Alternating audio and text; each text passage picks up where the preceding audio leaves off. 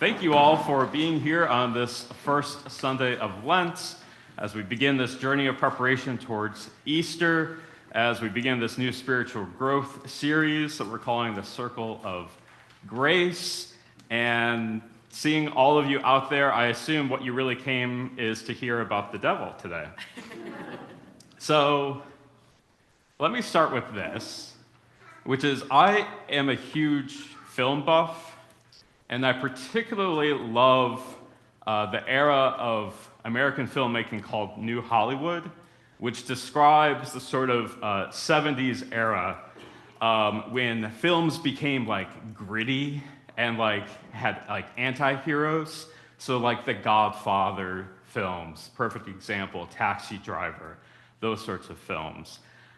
In this era, there were also two really important horror films that came out that were important as films, important for the genre of horror filmmaking, and important, I think, for understanding the American religious and particularly Christian landscape. You might already guess at least one of them, the film that's often called the scariest film ever made, which is, you shouted out, The Exorcist. Actually, one of my favorite films. Don't hold that against me. It's actually a very, very well-made film. It was nominated for Best Picture that year. And then there was a second one called The Omen, about the Antichrist, like this little boy who is the Antichrist. Supposedly, or you're trying to figure that out. Anyway. Here's my very cynical and snarky way of understanding these two films, as much as I love The Exorcist. One, it very much has a kind of Catholic perspective. One very much has a Protestant perspective. The Exorcist, very Roman Catholic. The Omen, very Protestant. Very much using language of evangelicalism, like having a personal relationship with Jesus Christ as your personal savior, that sort of thing. Both of these films coming out at a time when the influence of Christianity is waning, or apparently waning, in wider culture. Fewer and fewer people are going to church. The church itself is becoming less of a power broker than it once was. And my very, very cynical and snarky interpretation of the emergence of these films is that it became a way for Christians to scare people back to church by saying the devil is going to get you. Be part of the church, be Roman Catholic or be Protestant, be Christian, or the devil is going to get you. And you don't want that. And I think that has really caused all sorts of problems that I'm not going to get into today, except in the kind of broad sense. So, of course, it didn't start there, but so many of our ideas of what Satan is don't actually come from the Bible, because we actually hear about Satan just very, very little bit in the Bible, almost none in the Old Testament, and not even that much in the New Testament. A lot of our understandings about, or our pictures and images and stories we tell about Satan actually come from people's imaginations after the Bible. Christians and other faithful people kind of imagining, kind of filling in the blanks that are left by the Bible. I think more of our idea of Satan comes from John Milton's Paradise Lost than it does from the New Testament, even though how many of you have actually read Paradise Lost by John Milton? Oh, good. Good company, right? Here's what I kind of want to deal with today, which is this idea of Satan as the capital T, capital E enemy. This absolute, ultimate enemy. Enemy of God, enemy of us. And this idea that there is some entity in the universe that is just absolutely, to its core, opposed to everything that is good and true and noble and beautiful, etc., in God's creation. that there is some entity that is just utterly, utterly, utterly evil, the source of all evil, we even sometimes say. An entity that is just absolutely, maybe even by nature, irredeemable, the way we talk about this being. Here's the problem. Well, there are two problems I've got with this. And by the way, yes, I am tiptoeing cautiously towards the edge of heresy, so please forgive me. One is we've got this problematic creed that we say, where we say that we believe in one God, the Father Almighty, maker of heaven and earth, of all that is seen and unseen. This seen and unseen is not an accidental turn of phrase. It means all the things that are sensible to us and all the supernatural stuff that we're not exactly sure what's out there, but there might be something, so let's cover all of our bases, including things like Satan, angels, demons, all things. All means all things, seen and unseen, made by God, Father Almighty. Father Almighty. There is no entity, there is nothing else that can rival the power of God. And one God, just one. No enemies, no gods that can really be God's rival. All are creatures, all are created beings of the one God. But the problem is the way that we often imagine Satan, the way that Satan is often presented to us, is we start kind of pulling away from this belief in God, and we set up Satan as this other God. We have a good God that we believe in, and then there's a bad God that we're opposed to. This creed does not admit of that. Okay, that's theologically geeky. Let me get more practical. Problem number 2 is once we give ourselves permission to have a box that's labeled capital T, capital E, the enemy, and we put Satan in there, okay, Satan. Obviously, if there's the enemy, then Satan gets to go in there. Okay, but hey, we've already got this box. I wonder who else we can put in there, right? What other, so did you raise your hand? Oh, I thought you were gonna, I've got somebody. I'll nominate someone. Sorry.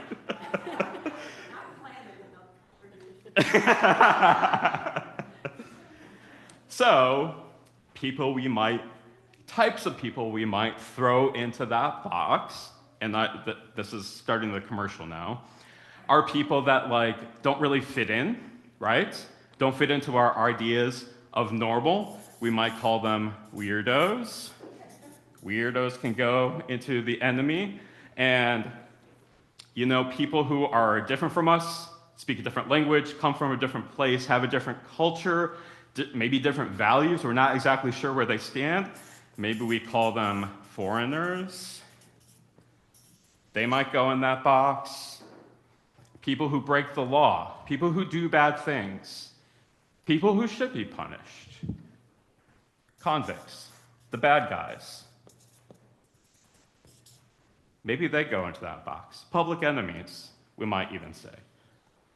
We might throw in there people whose pain, whose suffering, whose injustice that they have experienced makes the rest of our lives kind of inconvenient. We'd rather not have to deal with that. We'd rather not have to deal with their suffering or give them any kind of restitution. We might call them victims. And just out of desperation to not have to deal with them, we might say that they're the enemy too. We could add all sorts of categories to this, couldn't we? These are the ones we're working on this Lent. And these are driven by, I didn't just pull these out of nowhere. These correlate to the gospel stories that we will be hearing for the next several Sundays in Lent.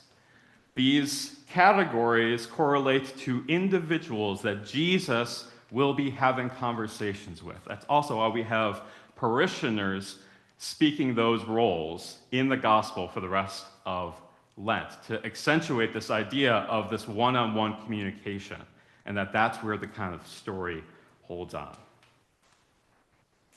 Okay, so we got a problem with Satan as like the enemy.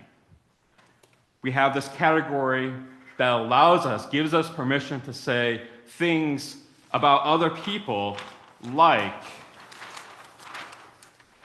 they're opposed to everything good and virtuous and noble and holy, etc. They're just bad to their core. They're irredeemable. They're outside of salvation. So if we don't want to do that, then what's the alternative? What's the biblical alternative to how we deal with this figure called Satan? Well, it might be to go back to where Satan first appears in the Bible. In the book of Job, if you did the Lent series last year, we did a whole Sunday about Job and the role of Satan, the Satan, in that story, because it's always the Satan. Because Satan is not a proper name, Satan is a title. It's a job. It's a job description. Satan means accuser in Hebrew, an adversary in court. The Satan is God's chief prosecutor, at least in the book of Job. And we should think that at least partly in the time of Jesus, this is still how most people understood it. And we can understand the story we just read today in that same lens. Satan as the chief prosecutor. Because what are the chief prosecutor's duties? Like any other prosecutor, put humanity on trial. Put people on trial, test them to prove that the guilty are guilty and that the faithless are faithless. To prove it, not to find the truth, but to prove guilt beyond a reasonable doubt. To entrap us, this is actually illegal in our country, thankfully, hopefully, but to entrap us into incriminating ourselves. That's what we might call temptation. Isn't this exactly what Satan does with Jesus in today's story? Puts Jesus on trial, trying to prove that he's actually guilty, even though he's the Son of God, trying to entrap him into incriminating himself. He's being tested. Now, whether or not we want to think about Satan as a literal entity, or as something symbolic of something in the universe, or even just something in our own psyches, something that is always putting us to the test, something that is putting us on trial, something that is always trying to find the guilt in us, the irredeemable part of ourselves.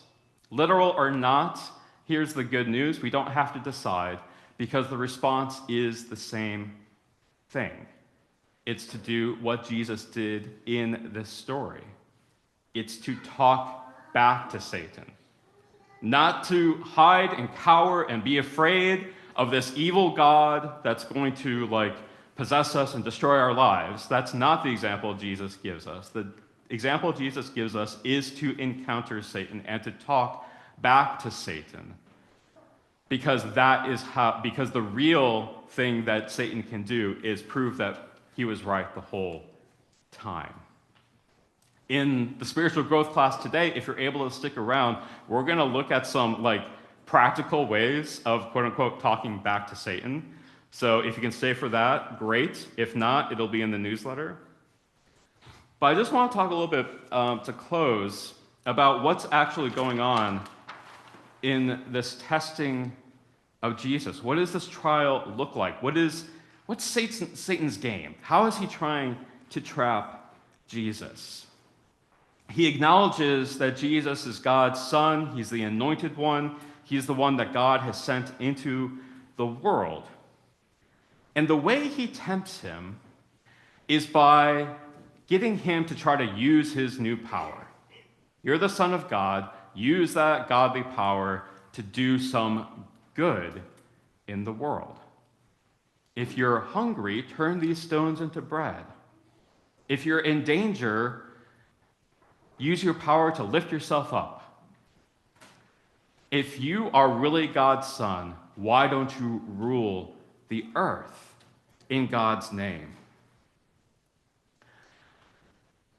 if we didn't know that it was Satan saying these things, we'd say, hey, these are really good. Aren't these actually what Jesus came to do? Aren't these things that Jesus actually ended up doing in his ministry? Did not he use his power to make bread appear and feed the hungry? Did he not use his power to lift people out of danger and walk on water, pass through people who are trying to kill him? Did he not come to show kingship? Do we not worship him as our king of all the world? So, what's the problem? What's the temptation? What is Jesus really being tested about? And here's the thing that's a key takeaway for us, too, is that the way we're often tested, I think, and particularly around those who we consider enemies, is that Satan doesn't lie. Satan is not unreasonable. Satan is truthful. Satan is reasonable. And most damning of all, Satan is very religious. Satan uses the language of the Bible and piety. That's written throughout this gospel story. He is truthful, he is reasonable, he's religious, but he's limited. Satan creates a limited horizon, kind of narrows our focus, narrows what we're willing to see. And within that bubble, then we are tempted to do what he is trying to get us to do. And what is he trying to do with Jesus is to use his power only for himself. You are hungry. You better give yourself something to eat. You are in danger. You better save yourself. You're supposed to be in charge. Why don't you grab that power over the whole world? That is the exact opposite of what Jesus' power is there for and why he has come into the world. It's to move beyond those boundaries of enemies and foreigners and weirdos and the people who don't fit in and the people whose mourning makes us uncomfortable. It's to constantly expand, find those people who are on the edges and bring that power to them, to feed them, and to rescue them, to bring them salvation and life and strength and courage. And it's that test that Jesus passes. And it is that by which he really becomes, in that moment, the Son of God in his fullness. Likewise, it's our temptation to always fall into that trap of limiting our horizon and not look for the way that that power is meant for other people. And in all situations to be asking ourselves, is what I am trying to do, is my use of my power reconciling all people to God? Is this walking the way of the cross, that self-giving way of life? Is this building the kingdom? Or as we say here at St. Gregory's, is this radiating the grace of God to all people? Amen.